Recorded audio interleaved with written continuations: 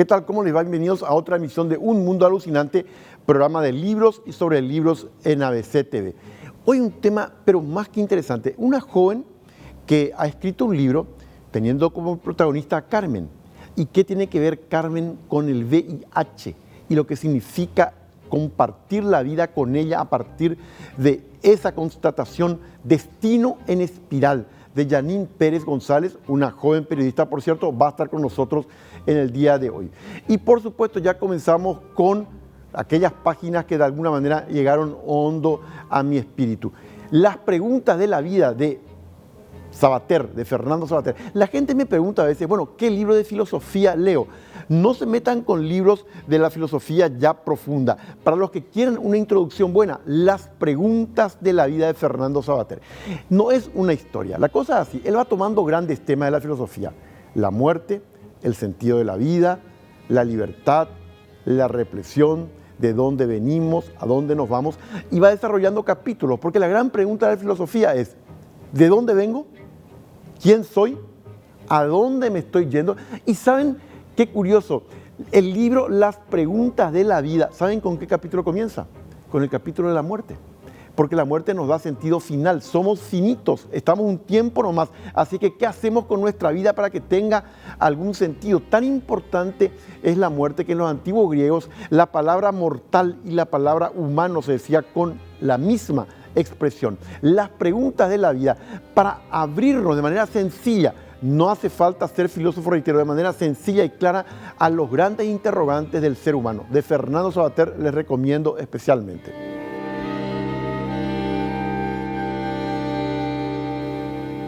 Si hay una novela corta de ciencia ficción que les recomiendo es de Philip Dick, de 1968. ¿Sueñan los androides con ovejas eléctricas? A partir de esa novela corta, en 1982, se estrenó una película que ya está entre las clásicas de las clásicas, Blade Runner, de Ridley Scott, con un tremendo Harrison Ford. La cosa así, 1982. ¿Se imaginaban, saben qué? Una ciudad de Los Ángeles hoy, en el año 2019. Era en 1982 cuando se filma la película. La cosa así, el ser humano ya fue capaz de crear androides, es decir, máquinas, robots biológicos tremendamente parecidos a nosotros para cumplir ciertas tareas. Se les llama los replicantes. La gran cuestión es que en un momento dado, parece ser que un grupo de estos replicantes, que además se distribuyen en el espacio, deciden, pero si yo tengo sentimientos, si yo tengo corazón, por lo tanto, ¿por qué tengo que seguir obedeciendo como una máquina al ser humano? Entonces, la policía de Los Ángeles contrata a un justamente experto en matar replicantes, es decir, los robots que nosotros creamos, los androides, pero que en un momento sienten que van teniendo nuestras mismas emociones y sentimientos, se pueden rebelar contra nosotros. Y surge la pregunta, pero entonces, ¿qué es un ser humano? ¿Somos nosotros? ¿O también son ellos? Y el policía encargado de matar a los replicantes, de ahí vienen los Blade Runners, Harrison Ford, ahí me callo. Porque ese personaje es todo un misterio dentro de la película. Les reitero, una película clásica, 1982, para lo que les interesa la ciencia ficción. Y la pregunta es hacia dónde vamos cuando estamos creando androides cada vez más parecidos a nosotros. Blade Runner, 1982, dirigida por Ridley Scott. La novela que les recomiendo que lean es muy accesible. ¿Sueñan los androides con ovejas eléctricas? De Philip Dick. Esta novela es del año 1968. Díganme si nos preguntamos siempre, bueno, la gente en general, ¿qué lee? ¿Cuáles son los textos de lectura de su preferencia? Esta otra parte del sondeo. Y de vez en cuando, sí, pero no por el trabajo, que llego tarde a mi casa y ya prácticamente me consume mi trabajo y a veces ya llego cansado y pocos tiempos tengo para leer y eso, para enterarme de las cosas y eso. ¿Qué es lo que más le gusta leer? Y más la parte de, bueno, el diario es lo que más yo leo. Y la parte de política y deporte. Y después la situación y eso económica, la situación del país, sabemoslo porque nosotros estamos en la calle. El día a día nosotros estamos pasando acá y sabemos que estamos pasando mal momento. Y deporte sí que para ver si qué tal están los jugadores que juegan afuera y después acá en casa qué tal estamos. Y la política. Y en instante con nosotros la joven escritora Janine Pérez González. El libro que lo tengo en la mano, Destino en Espiral, es un libro que se va a presentar en los próximos días y es muy emotivo. Ella crea un personaje, Carmen. La pregunta es, ¿qué tiene Carmen que la hace diferente y que puede generarle serias dificultades en su vida? En instante ya estamos con la autora Janine Pérez González.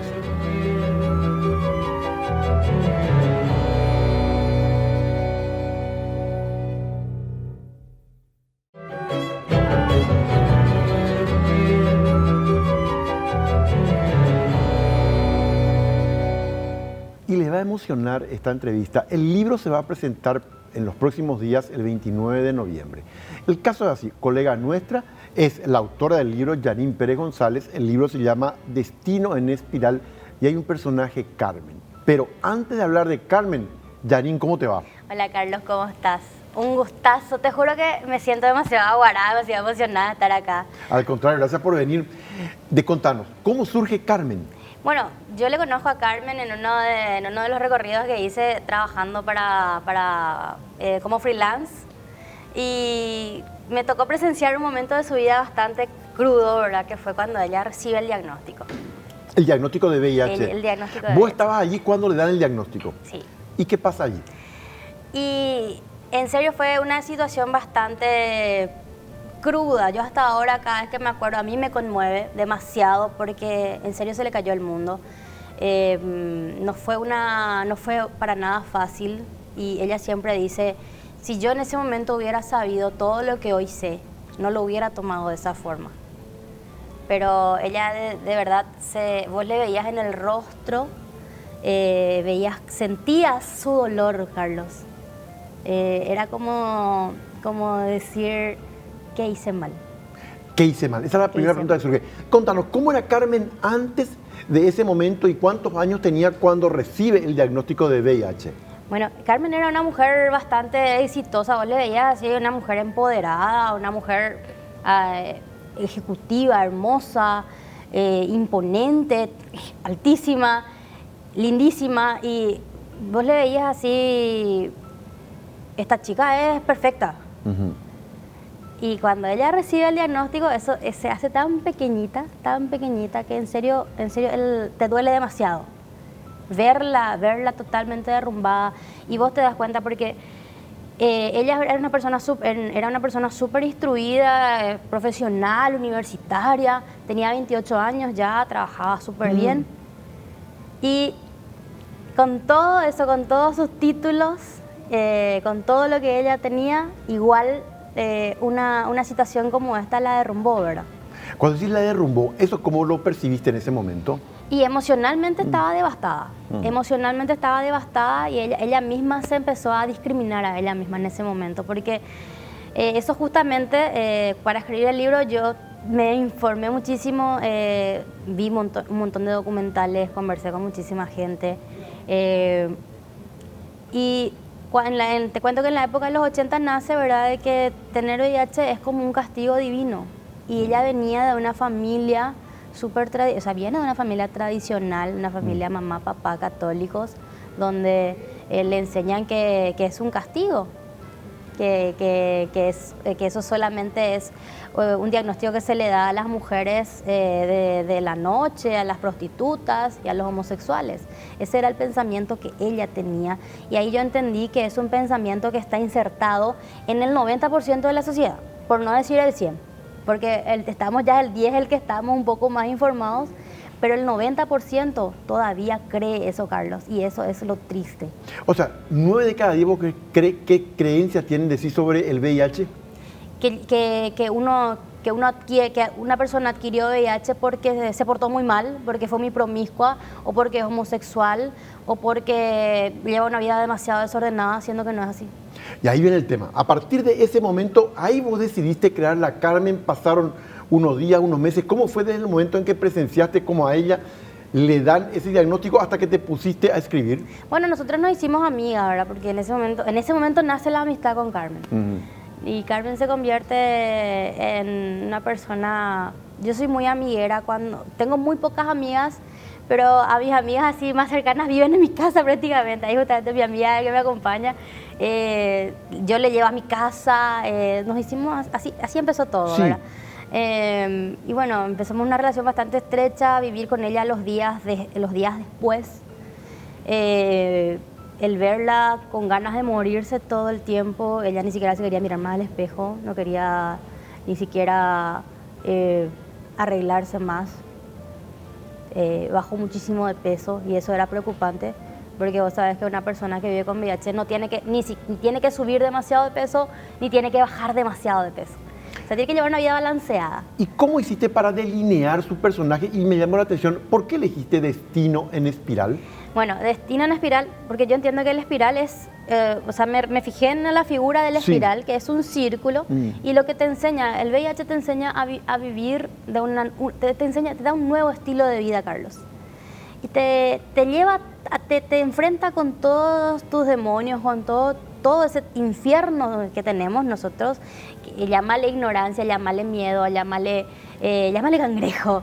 Y entonces es como que ver tus sueños pasar. Ella me dice, cuando acabo de ver toda mi vida pasar como si fuera una película. Y es como un retroceso para atrás, es como un replanteamiento. Entonces lo que hace la espiral es llevarte para adentro.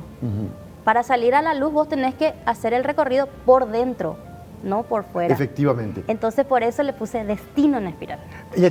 ¿Y cómo hizo ella ese recorrido y cómo creaste a Carmen? ¿Cómo la dibujaste a Carmen en la novela? Bueno, Carmen es una mezcla de lo que sucedió en la realidad, inspirada en la ficción, en base a las consecuencias que conllevan esos sentimientos de ignorancia, de miedo, y de cómo me gustaría a mí que una Carmen resuelva su vida después. Que no sienta que el VIH es una sentencia de muerte, que no sienta que con eso acabó su vida. Y por sobre todo también está dirigido a las personas que quizás le conozcan a alguien que vive con VIH y no saben cómo manejar. Ahí está el tema. Para vos, ¿qué fue lo más importante si vos tuvieras que mirar en retrospectiva la Carmen real, la persona que recibió el VIH? ¿Cómo vive hoy? ¿Qué pasó después con esa vida? Bueno, ella lleva una vida saludable, es una persona que alcanzó el estado de indetectable. Hay pequeños puntos en el libro que sí son bastante reales, que sí son muy reales, y entonces ella alcanzó el estado de indetectable, pero su lucha siempre ha sido la discriminación. Por eso es que el final que yo le doy en el libro, yo le dije, yo quiero que vos leas para que vos veas el final que yo te di. Y ese es el deseo plasmado de ella y imagino también de todas las personas que viven con VIH y mío, ¿verdad? Que yo lo vi muy de cerca y que me gustaría que algún día encuentre una persona que le diga, ¿sabes qué? No me importa. Y hay casos, Carlos, ¿sabías que hay casos? Ponele de 20, hay uno Sí. que te dice, no me importa. Que aún así asume la relación. Sí, asume la relación. Pero 1 de 20. 1 de 20, no, ni siquiera Sí. 1 de 10, es 1 de 20, porque el miedo es tan intrínseco que la gente inmediatamente ni siquiera quiere tomar más tereré. Y eso, yo pensaba que eso no sucedía, por ejemplo, por eso yo hago mucho énfasis en que es una mujer heterosexual, porque yo creía que en la comunidad homosexual eso no se daba. Pero después me enteré que también la discriminación en la comunidad homosexual es igual. Hay gente que sus amigos se alejan de ellos cuando reciben el diagnóstico. No quieren tomar tereré con esa persona. No quieren darle un abrazo, no quieren darle un beso. Y la persona se siente tan nada, Carlos, que realmente a vos decís, en ese momento vas a decirlo, hijo, en serio, ¿qué hice para merecer esto? Supongo que...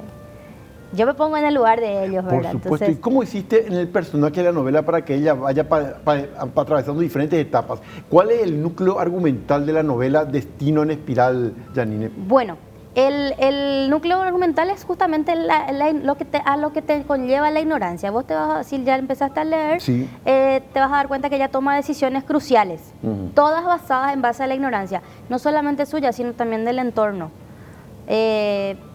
para no spoilear, ¿verdad? Hay una parte en la que ella se queda sin trabajo, porque vos sabés que aquí en nuestro país hay empresas que te piden tu diagnóstico. Esto, por ejemplo, es un caso que nunca lo cuento en público, pero creo que amerita. En mi familia nosotros hemos vivido una situación similar. Un pariente trabajaba en una empresa X, le piden el diagnóstico, él sale positivo y se va y se pega un tiro en la cabeza. Qué fuerte está eso. Entonces, es la primera sensación que uno piensa, ¿verdad? O sea, yo me quedé sin trabajo, me echaron del trabajo porque le echan del trabajo por tener... Dientes le echan del trabajo. Le echan del trabajo por vivir con VIH. Y él, bueno, se acabó mi vida, se pegó un tiro en la cabeza. Y entonces vos te das cuenta que realmente es grave lo que pasa. Sí. ¿Y cómo se enfoca? Lo que pasa es que yo me doy cuenta también que dentro de las fundaciones y de parte del plan comunicacional que tiene la lucha del Lazo Rojo, no está bien enfocado, Carlos, porque no llega el mensaje. Yo entiendo que no llega el mensaje. Entonces fue ahí que yo decido, bueno, si yo agarro y escribo, porque a mí siempre me gustó escribir cuentos, narraciones, yo escribo desde que tengo 8 años, y si yo escribo una ficción, una novela, tipo lo que consume la gente, porque también estoy en un foro de lectoras, donde consumimos este estilo del libro, así, el famoso porno para ama de casa que le llaman, entonces digo, ¿por qué no hago algo así? Y capaz le sirve a la gente y va absorbiendo eso y aportar un poquito. Esa es mi intención, ¿verdad? Que va a llegar. Contanos ahora, ¿cuándo se presenta, dónde y a qué hora el libro Destino en una Espiral? Destino en una Espiral se presenta el 29 de noviembre a las 20 horas en la Biblioteca de la Manzana en La Ribera. Muchos éxitos, Yanine, y gracias por estar con nosotros. Muchísimas gracias, Carlos, muchísimas gracias a ustedes y un saludo a la audiencia. Para no perderse, Destino en una Espiral, algo que pasa tremendamente a una mujer cuando le dicen usted tiene VIH. ¿Qué pasa con su vida? Volvemos en instantes.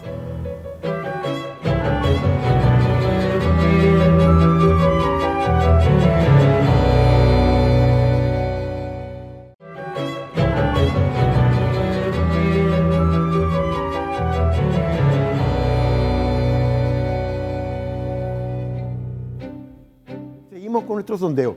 ¿Qué lee la gente y qué recomienda? Vean esto. Diario, así, noticias, actualizarme en todas las noticias que pasan en el país. ¿Qué es lo que más te gusta leer? El fútbol, el par de deporte me gusta y sobre todo también la política internacional. Lo que pasa a nivel mundial, lo que más me gusta, me interesa. Lo que pasó ahora en Chile, en Ecuador, lo que más me inspira y lo que pasó en Bolivia. ¿Y por dónde te sueles enterar más? ¿Por periódicos o por internet? Por la red digital de ABC. Es que más leo. Cada mañana aparecen los nuevos suplementos y, como te digo, lo más básico, para leer más y adaptarse a lo que pasa. Agatha Christie pasó a la historia como la mujer del suspenso y de la novela policial por excelencia. Ustedes tienen varias posibilidades, son decenas de libros, pero hay uno que particularmente causa impacto. Escrito y publicado en el año 1934, quiere decir de esto hace 85 años. Asesinato en el Oriente Express. Hay varias adaptaciones al cine y muy buenas, por cierto. Ubíquense en un tren que en medio de una tremenda dosis de nieve y de invierno va viniendo por la zona de la ex Yugoslavia. Va viniendo hacia Occidente. Tiene problemas y se queda varado en medio de la nada con la nieve alrededor. ¿Y qué pasa? En uno de los vagones, alguien muere, a alguien le matan. ¿Quiénes están en los vagones? 12 personas. ¿Quién también está en ese vagón? El detective creado por Agatha Christie, Hercule Poirot. El tema es, si estamos en medio de la nieve, si aquí no entró nadie más a este vagón y aparece una persona asesinada y los 12 restantes, cada uno de ellos puede ser sospechoso. Hasta ahí les cuento. Suspenso de alto nivel. En el estilo de Agatha Christie, la cosa consiste en ir a través de la investigación, llegar hasta el criminal. Les reitero, hay buenas adaptaciones cinematográficas, pero lean el libro, les va a dejar sin aliento. Asesinato en el Oriente Express de Agatha Christie, novela de 1934, de la dama del crimen.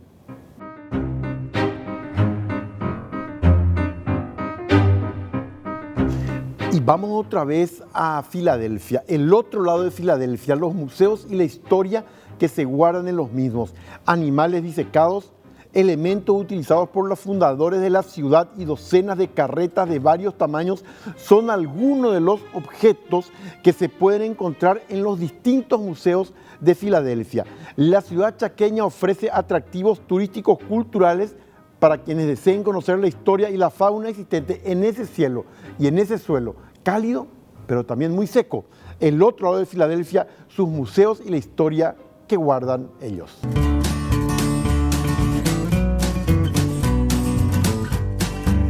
En 1980, cuando Filadelfia celebraba 50 años de fundación, el Museo de la Colonia abría por primera vez sus puertas.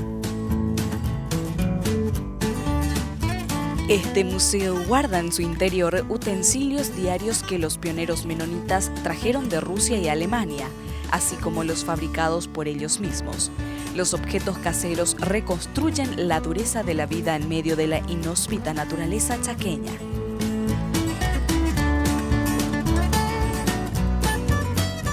También se encuentran valijas e instrumentos musicales que marcaron los días de interminables viajes.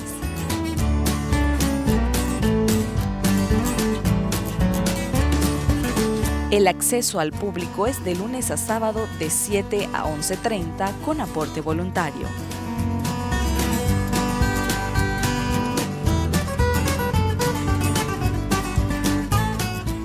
El Museo de la Carreta, también ubicado en Filadelfia, guarda recuerdos inolvidables para muchos pobladores, ya que este medio de transporte fue una herramienta indispensable para los primeros inmigrantes menonitas en el Chaco.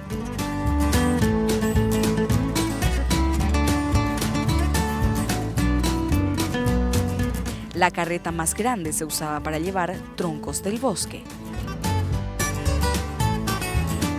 30 móviles de distintos tamaños y procedencias son exhibidos en este lugar. Algunas carretas fueron utilizadas en nuestro país, otras son de Estados Unidos y Alemania.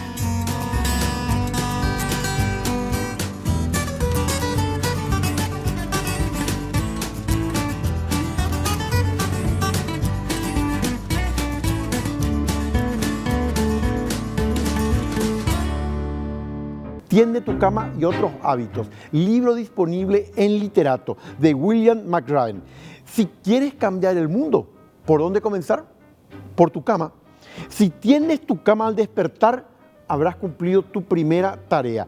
Tendrás una sensación de orgullo. De repente, pequeñas labores, pequeños pasitos nos ayudan para cumplir otras metas. El autor de este libro se sobrepuso a difíciles desafíos en su vida.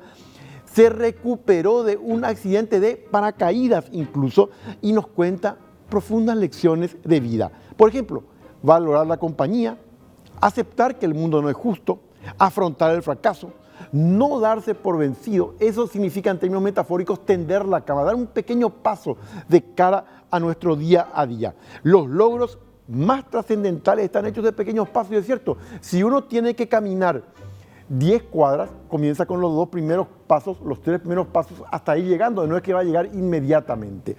Les recomiendo Tiende tu cama y otros hábitos de William McRaven, disponible en Literato. Y recuerdan que en el programa anterior estuvo con nosotros Roberto Goiritz hablándonos de la saga en historietas acerca de la etapa de la independencia del Paraguay hasta la muerte del Mariscal López. Cabichuí Perdido, disponible en Literato, también en forma de historieta a los quienes les interese la historia. Este aporte especial nos trae a la memoria un periódico que sí existió, que salió por primera vez en 1867, en plena guerra contra la Triple Alianza. Para los amantes de la historia, Cabichuí Perdido, disponible en Servilibro. ¿Qué pasa con Carmen? Le dicen en un diagnóstico, usted tiene VIH. En ese momento estaba presente una colega nuestra, Janine Pérez González, quien estuvo con nosotros hoy. Ella, a partir de ella, escribe un libro, Destino en Espiral. Ella crea un personaje ficticio, no es el nombre real, Carmen. ¿Qué significa vivir con el VIH? ¿Qué significa con las relaciones afectivas, inclusive cercanas a uno? ¿Qué pasa con el mundo laboral? ¿Qué ocurre con el futuro de esa persona? estremecedora la historia de Carmen. Destino en Espiral les recomiendo cómo afrontar dificultades que pueden ser tremendamente dramáticas en la vida. Destino en Espiral de Janine Pérez González, que se presenta, les reitero, el 29 de noviembre a las 20 horas en La Manzana de la Ribera. Nos encontramos en la próxima emisión de Un Mundo Alucinante.